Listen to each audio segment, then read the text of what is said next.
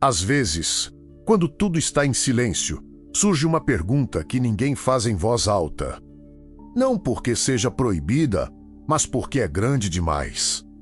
Uma pergunta que não cabe em livros, não se resolve com números e não termina em respostas claras. É a sensação de olhar para algo imenso e perceber que, por mais que avancemos, sempre haverá um ponto além do nosso alcance. Um limite que não vemos, mas sentimos. E, talvez, tememos. Desde que o ser humano aprendeu a olhar para o céu, ele tenta entender até onde vai a realidade. Não por curiosidade inocente, mas por necessidade. Saber onde termina o mundo sempre foi uma questão de sobrevivência, poder e sentido. Hoje, essa pergunta assume uma forma ainda mais inquietante. Existe um limite real para o universo? E, se existir, o que pode haver depois? Esse não é apenas um problema teórico. É um dilema que pressiona a ciência. Desafia a lógica e mexe com algo profundamente humano, a ideia de que tudo precisa ter um fim. Porque, se o universo tem um limite, então ele é contido. Mas se não tem, então vivemos dentro de algo verdadeiramente infinito. Isso é ainda mais perturbador? O conflito está lançado. Não entre cientistas apenas, mas entre a nossa necessidade de compreensão e a possibilidade de que algumas respostas simplesmente não existam. Para guiar essa história, existe um conceito central. Quase um personagem invisível que atravessa toda a narrativa, o horizonte do universo observável. Ele não é uma parede. Não é uma borda física. É um limite invisível que determina tudo o que podemos ver, medir, em certo sentido, compreender. Além dele, a ciência fica cega, e é justamente aí que começam os problemas. De forma simples, o universo observável é tudo aquilo cuja luz teve tempo de chegar até nós desde o início do cosmos. O universo tem cerca de 13,8 bilhões de anos. Parece muito, mas a luz, apesar de rápida, tem um limite. Isso significa que só conseguimos observar uma região específica do espaço. Tudo além disso pode existir menos, mas está fora do nosso alcance. Não porque seja proibido, mas porque o tempo não permitiu. E aqui surge a primeira quebra de intuição. O universo observável tem cerca de 93 bilhões de anos-luz de diâmetro. Como algo de 13,8 bilhões de anos pode ser maior que isso? A resposta está na expansão do espaço. O universo não é algo onde as galáxias se movem dentro de um vazio fixo. O próprio espaço se estica. Enquanto a luz viaja, o tecido do universo se expande, empurrando as coisas para longe. O resultado é um horizonte que cresce mais rápido do que conseguimos alcançar. Mas é aqui que tudo começa a dar errado. Porque esse limite não é apenas técnico. Ele redefine o que chamamos de realidade. Se algo existe além do que podemos observar, isso ainda é ciência, ou já entramos no território da especulação, da filosofia ou da fé? No início do século X, Edwin Hubble fez uma descoberta que mudou tudo. Observando galáxias distantes, ele percebeu que quanto mais longe elas estavam, mais rápido se afastavam. O universo não era estático. Ele estava em expansão. Essa descoberta não só derrubou a ideia de um cosmos eterno e imutável, como abriu a porta para uma pergunta ainda mais radical: se o universo está se expandindo, ele teve um começo. E se teve um começo, pode ter um fim. Décadas depois, telescópios como o Hubble, mais recentemente, o James Webb, começaram a enxergar galáxias tão distantes que sua luz foi emitida quando o universo ainda era jovem. Pontos frágeis, avermelhados, quase fantasmas no escuro.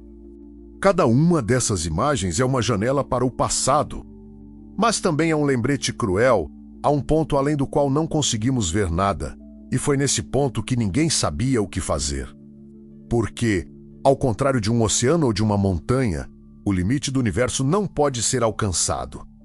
Não importa o quão avançada seja a tecnologia, não importa quantas gerações passem, esse horizonte sempre recua. Quanto mais tentamos alcançá-lo, mas ele se afasta. Isso nos leva a um dilema moral silencioso. Devemos continuar investindo bilhões para observar algo que nunca poderemos ultrapassar? Telescópios espaciais custam fortunas. Envolvem decisões políticas, interesses econômicos e disputas de poder. Enquanto isso, problemas concretos na Terra seguem sem solução. Até que ponto a busca pelo limite do universo é ciência? E a partir de que momento se torna ambição? Um exemplo real ajuda a entender esse conflito. O telescópio espacial James Webb, lançado em 2021, custou cerca de 10 bilhões de dólares e levou mais de 20 anos para ficar pronto.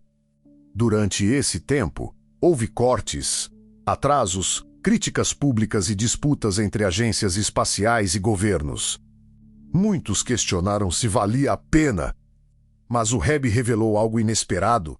Galáxias grandes e organizadas surgiram muito antes do que os modelos previam. Isso não deveria ser possível.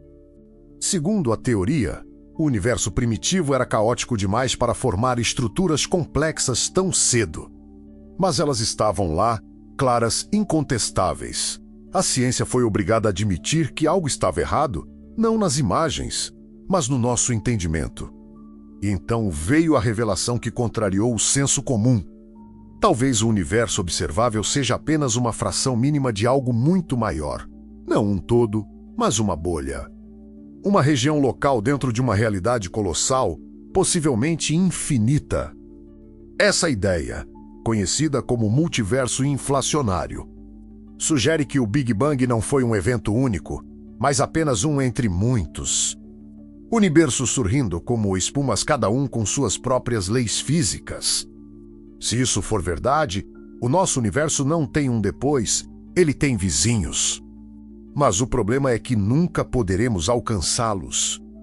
Não porque estejam longe demais, mas porque estão separados por regiões do espaço que se expandem mais rápido do que qualquer sinal pode atravessar. O limite, então, não é espacial, é causal.